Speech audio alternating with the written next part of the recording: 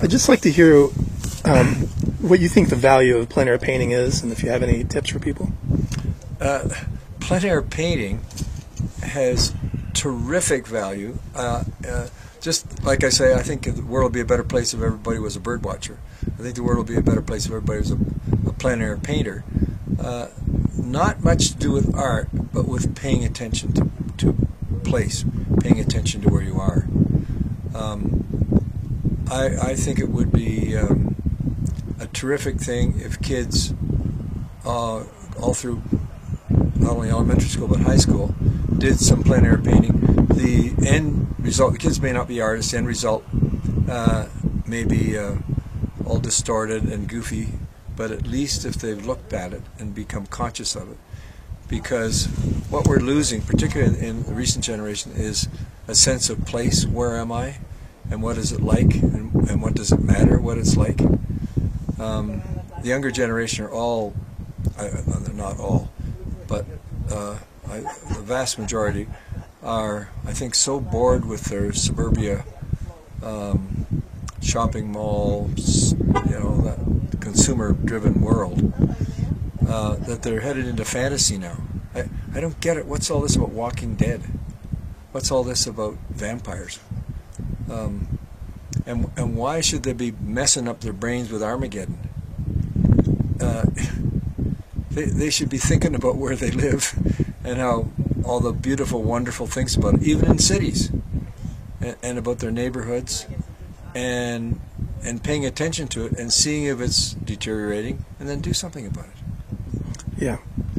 And there is something about painting that not only are you looking, but you have to really study it. You have to spend time looking at the colors and being a part of that environment for a while. You absolutely have to spend time, and you have to go slow. You have to be conscious. This morning I was madly trying to go fast, doing one of these quick draw things, but still you have to go slow. You have to look at what you're doing, and you have to pay attention. And I think it's, in fact, this is proven in psychological studies, it's fabulous therapy for attention deficit disorder, where the kids get wired and, of course, addicted to this stuff, and then they need it to be faster and faster and faster for more kicks. Right. And I think we strongly need a movement getting slower and slower and slower. You hear about slow food and many other movements in that direction, and they're not just a fad, they're of superb value for the human, not only body and mind, but I think soul and spirit. And plein air painting could play a very important role in that. And what role does art specifically have in enriching people's lives? I mean, that's a very broad question, but you seem like in a good position to answer that. I seldom am a big advocate for the arts. Believe it or not, I'm a kind of an advocate for doing art. I'm an advocate for knowing about art, I guess, as observers and spectators and that sort of thing. I strongly believe, but I'm in a minority, that any civilized person should know about the great art through the ages and right into contemporary, and know about the great writers through the ages and into contemporary. And just even if I was king of departments of education everywhere, I would have maybe 10% of the time spent on heritage, natural heritage and human heritage, including the arts.